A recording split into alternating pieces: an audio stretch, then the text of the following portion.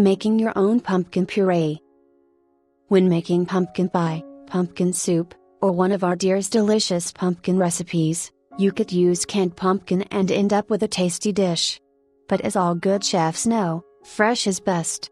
So why not make your next pumpkin recipe with fresh pumpkin? Here's how. Choosing pumpkins. This time of year, pumpkins are plentiful and cheap, but you don't want just any old pumpkin.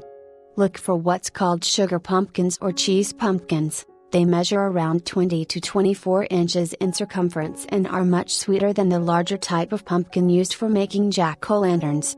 If you can't find sweet pumpkins, use butternut squash. The flavor is only ever so slightly different, and many commercially cans of pureed pumpkin are actually made of butternut.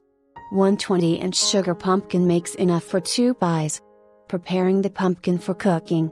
Start by washing the pumpkin in warm water and a little soap. Pat dry. Cut the pumpkin in half with a serrated knife. Using an ice cream scoop, remove all the seeds and stringy pulp. Cooking the pumpkin. There are several ways to cook pumpkin. To use steam, place the pumpkin halves in a steamer. If the pieces are too big to fit, cut up the pumpkin into slightly smaller chunks, steam for about 15 to 30 minutes, or until the pumpkin is soft enough to easily scoop away from the shell using a spoon.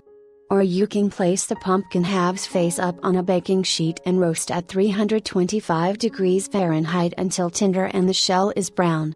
Alternatively, you may poke holes in the pumpkin shell. Careful use of an ice pick will do the trick. Place the pumpkin on a baking sheet and bake at 325 degrees Fahrenheit until tender. Once cooked, cut the pumpkin in half and scoop out the seeds.